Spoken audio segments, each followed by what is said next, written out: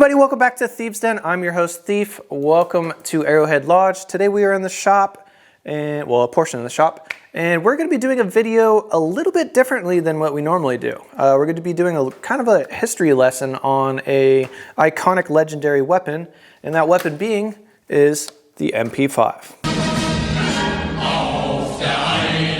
The MP5. Well, the MP5 began research and development under the codename Project 65 back in the early 1960s.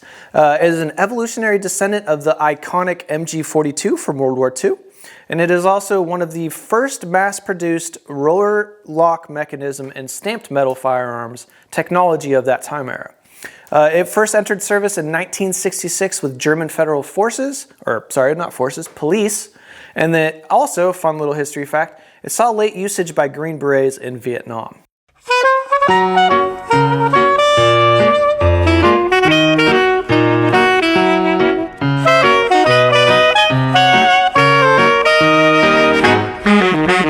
Terrorism evolves. So up until the 1960s, the only real mass-produced submachine gun was the Israeli-made Uzi. It was widely produced since the late 1940s.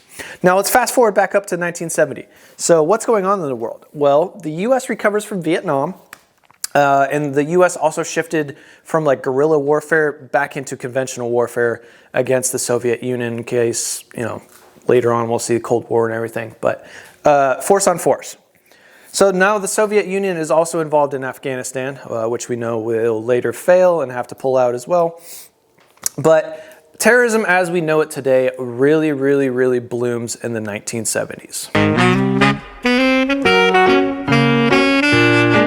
All right, so Operation, I'm gonna butcher this name, but Führerzauber was October 17th, 1977 in Mogadishu, Somalia.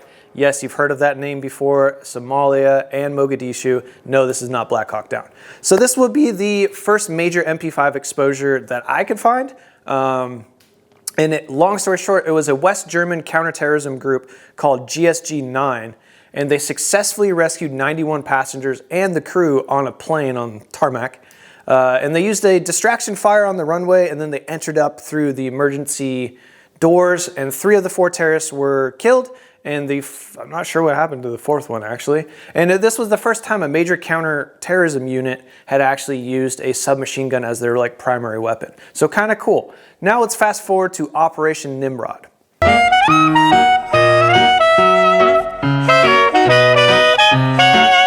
Operation Nimrod. So if you've never heard of Operation Nimrod, it took place in London, April 30th to May 5th, 1980.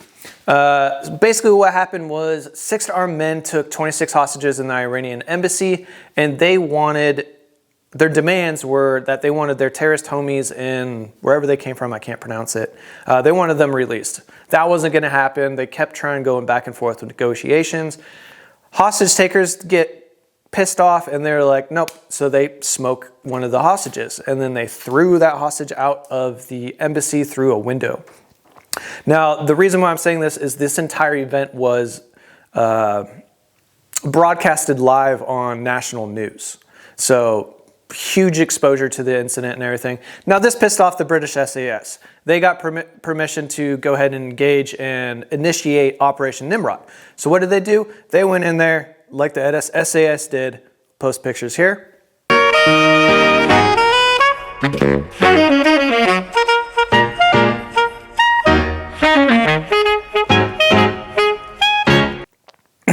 5 of the 6 hostage takers were killed, and the 6th one, I believe, gave up, and he served 27 years in prison in Britain. So let's fast forward a little bit more.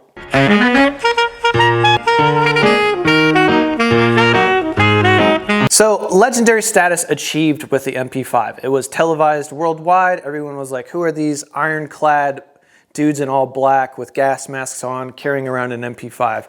People wanted to know what that MP5 was. So it just blew up. Now, while the Uzi remained a competitor of the MP5 up until like the 90s, most famously thanks to movies like Terminator and Arnold Schwarzenegger, however, the acts of courage from the SAS gained by Operation Nimrod propelled the MP5 to new levels of fame and pop culture stardom. Think of movies like Bruce Willis in Die Hard, 1988, where he kills a terrorist in the hotel, and then he writes a little message and says, "Ho, ho, ho, now I have a machine gun." Pop culture lore, iconic status. Rightfully so, as the weapon is lightweight, manageable, it has manageable recoil, and is very easily suppressed and very, very accurate for the package that it is. Following Operation Nimrod, the MP5 becomes the most widely adopted subgun of all time, used by Special Forces, Delta, SEALs, SWAT teams. Everybody in the West wanted it after the Operation Nimrod incident. So let's fast forward even a little bit more. So following Operation Nimrod, manufacturing companies factories started popping up all over the world, notably in places like Mexico, Great Britain, France, and ironically enough, Iran. Right, so variants of the MP5. So this is an MP5. Well, this is actually an AP5. This is a Century Arms clone of the MP5. We'll get into that just here shortly. But basically you have the standard version like this. This is the full length barrel. The K model, which is going to cut it down to right about there, and it's even smaller and more compact than this. Just as reliable, same system, same operating system. Just a fantastic firearm overall.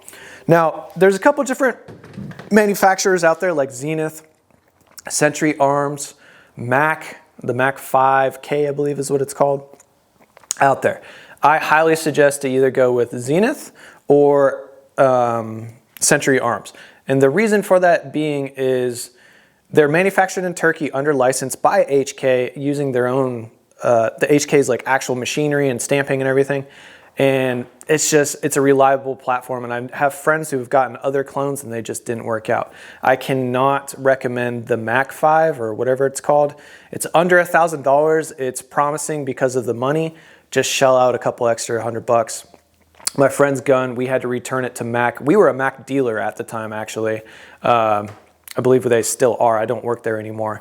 But we were a Mac dealer, and we had to send that thing back 4 times for various reasons. One being the magazine wouldn't stay in the magazine well, so you would fire a couple rounds and it would just pop out. The other one was the drawback, the action of it. This wouldn't lock into place. Like you couldn't slide it up. You can do the famous HK slap there.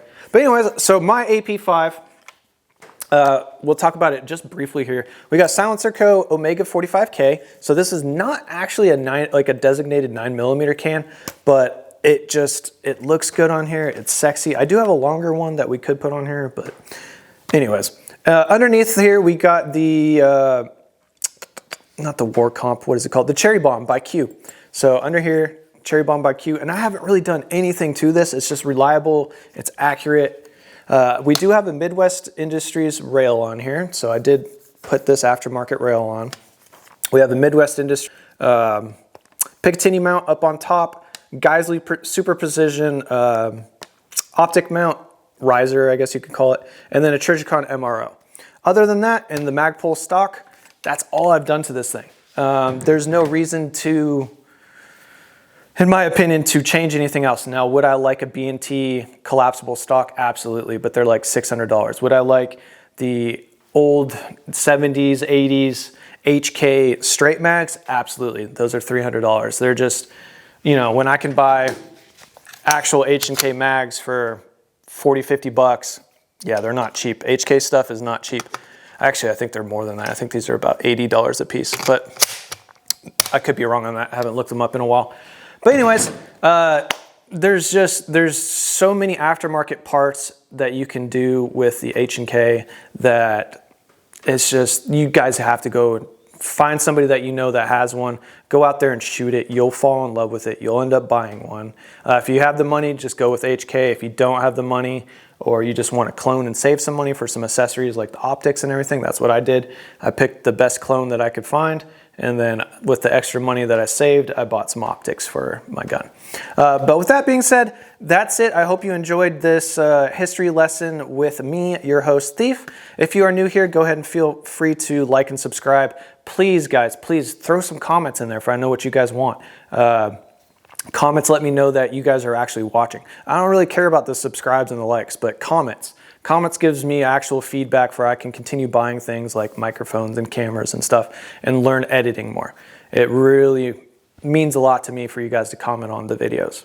But anyways, we are going to continue pushing out videos probably once a week. So let me know what you guys want next. I have a couple things in mind, but if you have anything in particular you would like, please let me know and we can talk about them.